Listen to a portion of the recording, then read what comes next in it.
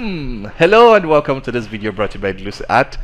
In this video, we'll be answering a question from one of our community member. So he asked, how can you create this hairstyle inside Blender using haircuts for games? So that's what we'll be doing today. We have this asset and a couple of kind of housekeeping to make the tutorial as fast as possible. But before we get into it, I wanted to give you guys some quick tips and just 101 on how we'll be approaching this. Number one, how do this work fundamentally? So let's say you want to create your usual hair system that you want to render in an offline render, basically with hair strands and stuff like that. My approach will be you create your hair guides that you groom and comb, and then you add instances, and finally you can add styling, and then maybe some polishing, some back and forth, and then you have your nice looking hair. But for games, my approach would be you have your guide hair, which you can groom or basically determine that by just hand modeling it. And then you have your head cut system.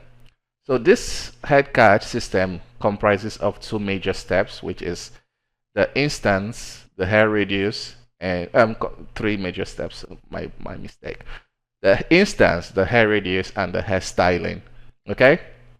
So in some instance you want to style your hair inside the haircut, or in some instance you want to style the hair by actually distorting real geometry like we have here. So this will be our haircut that we have distorted to have volume, because that's the only way we can go about creating this hairstyle. So what we need to worry about with this is just the instance and the hair radius. So how do you go about creating haircut textures? So there are a couple of ways. You could download it on Google. That is a bit limited since it doesn't really give you like a couple of maps you might need, or you could render it out yourself. So you could add a plane, add hair curve, empty hair, and then go into sculpt mode, use the add brush and add a couple of hair. Okay, so that's one way you could go about that, and then you render out several passes using the color info, using the curve info. You'll be needing something like the intercept or the random values that you render out as image texture. So that's one way to go about that. Another way is to use softwares like Photoshop. So this is a dedicated software for generating haircut textures. You could play with the width for the hair. You could play with the density, depth density. So it's a flushed out software used for hair generation. So that's what we'll be using in this tutorial. So I'm going to quickly go over what we'll be going. Since the hair we'll be creating is not very complex, we don't want to add any styling. We just want a simple straight hair that we'll place on top of it, a custom hair card, and to generate the hair curve. So let's do that. So I'm going to reduce the density slightly. Okay. The only effect I might want to add is like maybe hair clumps. Just clumps, random one. Maybe some little fray hair, and that's it. And then I will bake it to like a 2K texture map. So it bakes everything for you, and then you can choose different parameters that you want to export. This is the free version, so this is distorted. I actually have the serial code, but I'll import it later. But yeah, so you can just go ahead and export it. You can browse where you will export it. So mine is set to the desktop, and we go ahead and export it. So it outputs these maps for you. So we have the albedo, we have the alpha, and the rest of the gang. Okay, so once you have that map, it's time to add it to your scene and place it in your haircut. So let's import those textures. image texture, open, textures, albedo, and we also need the alpha to get started with. Place it alpha and color. Okay, so to make sure it aligns with your haircuts, by the way you create this is you first go to your preference, you go to add-ons and search for extra, and you should get add curve extra objects. Once you have that, you should have this populated with new curve items. So the one you're looking for is the curve spiral, the first one. It's going to give you this, and you want to play with different values so we can restore to default. So this is what you get right off the back, and you can click on adjust last operation, and here you can play with the tones of the hair curve. So let's give this 6, and then the radius and the hair growth. You can play with the height, and that's how you get this for free. And that was the method I was able to use to generate all of this. So when you have your curve, spiral curve, so when you have this, you also want to finalize how many steps you're going to use. And once you have that, you can come here and under the extrude, then you can extrude faces from it. You need to extrude some more. And then you can come here, Control T to tilt to fix any alignment issues. Okay, so we have all of that set. For after that, you can convert this, and for unwrapping it, for example, if I select this and unwrap this, this is what you get. So to get a more rectangular shape, you want to do some nice streak here. So we'll select one edge, scale Y0, scale Y0, scale X0, scale X0. We select everything, make sure this particular face is the active selected. Click on the special context menu, follow quads, and that's how you get this shape. So now we're going to align this to match the images we've imported now. So I'm going to align it like this. And if we preview textures, and if we have the alpha selected, we can see what we have going on here. So I'm going to do it for the rest, since they already share the same material, and we can adjust as requiredness later. Okay, so once we have this, now we can come into the point of creating our guide curves. So I don't want to model all the hair curves, so we will use geometry node. So this video is sponsored by Hairbricks, my add-on. It's an add-on that makes geometry node more artist friendly. It removes all the technical aspect of it, where you don't have to worry about appending, importing, or loading up nodes. Everything is just set up to you like you're familiar with the old particle system, except you're dealing with geometry node and its awesome features. Okay, so let's generate a couple of hair strands for this guy. So I'll click on generate, and it adds the generate node, but everything is set up for you. We want to create a new image texture, so you can call this anything. Just gonna leave it as it is. I'm gonna set this to white and click OK. So this feature we have, if you click on it, it's gonna take you right into texture paint mode. Everything is set up for you. You just need to come in and work. So now we just paint in the region that we want the hairs to be emitted from.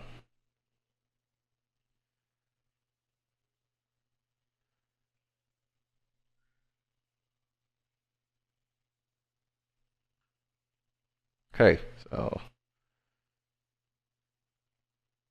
take your time with it. So once you're happy, you can save the image a couple of ways. Forgot how, let's say image slot.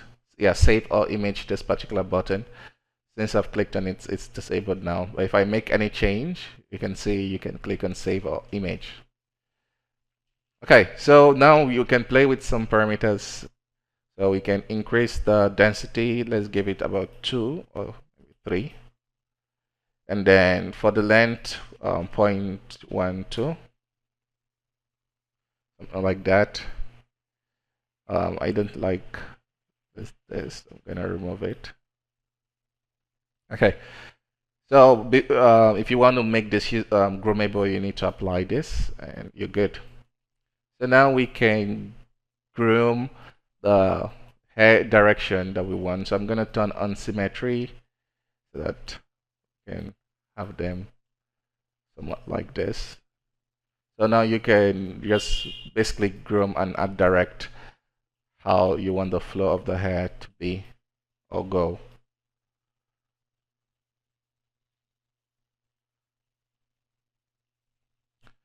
Okay, so what makes all of this works is an awesome modifier comes with the hair break.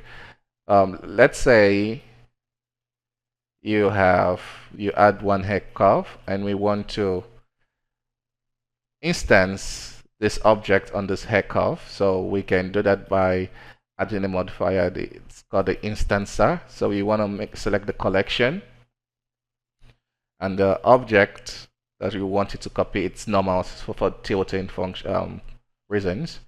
And now this curve is bounded. This object is bounded to this hair curve. So you can grab the comb and it just works. As you can see, you can basically groom it, and yeah, the possibility, and this is an actual 3D object, so you can create like a Medusa head, or you can create a feather. Basically anything works with it as long as the object you want to instance is within a collection. Okay, so we'll delete that, and that's the basic stuff we'll be using for this process. So let's go to Eevee and see how we're looking here. So we imported our textures earlier, and we can, for the material viewport, we want to make sure it's set to either clip or alpha hash, just to start previewing things. I'm going to increase the roughness slightly, and I think we're good to go.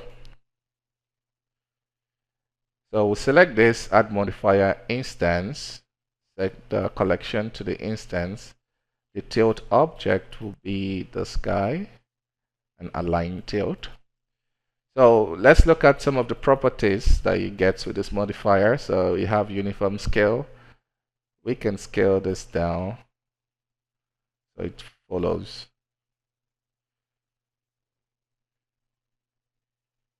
I think the rotation is a bit off, so for that, rotate this 180 degrees and apply that.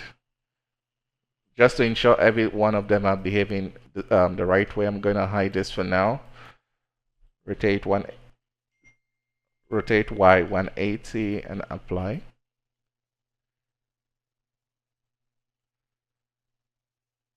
Okay.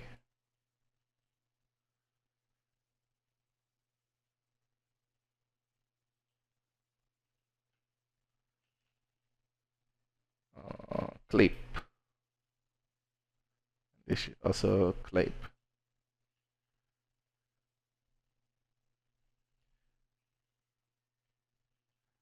Yeah, I'm just okay. Okay, so we're good. We can preview it. Eevee.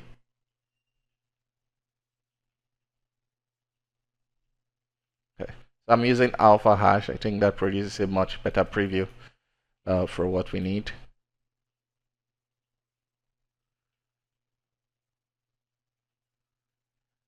And now we can add some children hair. We're going to use interpolated and use the mask we created earlier. And there we go. And now we can set this to like 5. Start populating it. And it's going to follow the hair curve. I have this nice enhanced feature.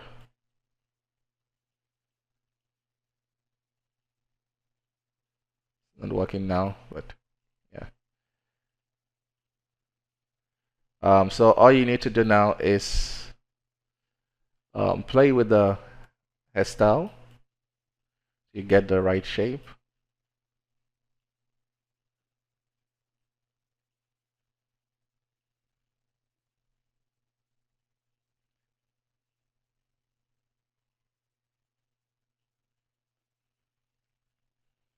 Mm, what's happening here? Okay, you still have a lot of customizations which you can do today. So um, you could randomize the scale of the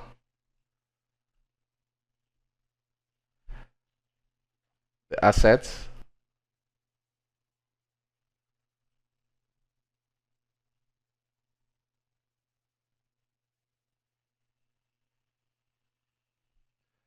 We can also add some more modifiers. So let's say we want to add, um,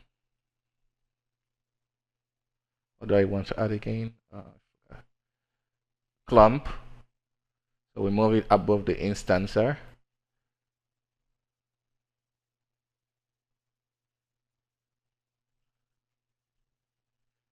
So yeah, the main one I wanted to add is trim.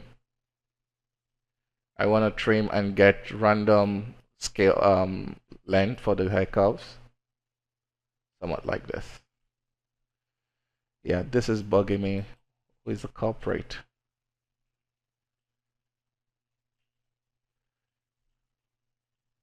Okay. Yeah, so using the right haircuts and kind of placing them nicely will give you the desired result. So let's see what we have. If we go closely, you can see we're getting the nice coils. You can also paint the hair cap so you don't have to add more density to stuff. But this workflow gives you a lot of control for the entire process.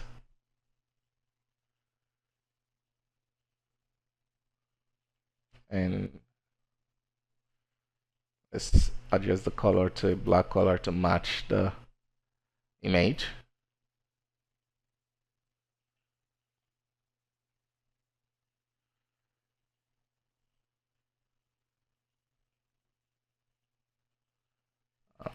Output.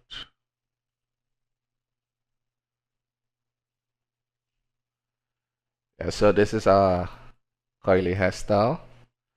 You can increase the density if you need, and then decimate the polygons later to match your mesh requirement. So here we go. We have our coily hair.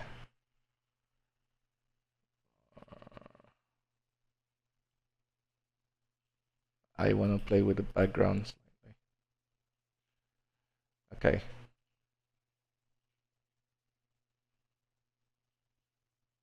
Yeah, I think this particular one is not working. I'm deleting it. So it's the instance is referencing from the two curve object, and as long as they are facing from this direction, it knows the up and down.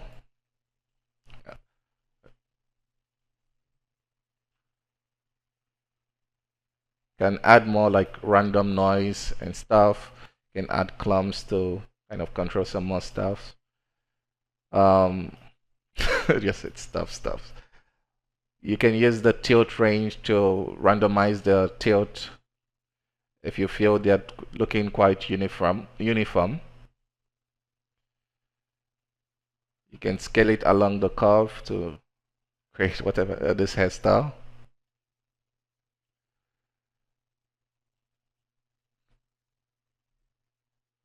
Yeah, so you're giving a lot of control with this particular modifier to really get any result which you're looking for. And I think that will be it. I hope this was insightful enough. So if you want a discount, hit me up on Discord. I'll provide one for you. The link will be in the description if you want to check it out. Okay, before I go, if you're done with this and you want to make this a mesh object, it's actually quite easy. Just select it and go to Convert Mesh and Alt P to clear the parent and keep transformation. and it's now a mesh object.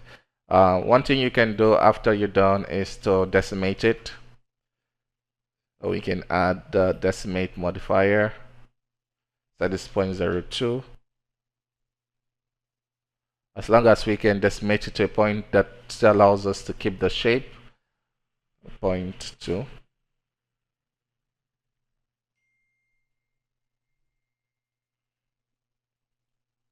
As long as we can see the overall shape and it doesn't deviate so much from our final result, then we are good. So yeah, that's how you can go. Obviously, with more work and more tweaking, you can get a much better result. But that'll be it for this tutorial. I hope it was insightful and it gave you answer to your question. That'll be it. Bye bye for now. See you next time.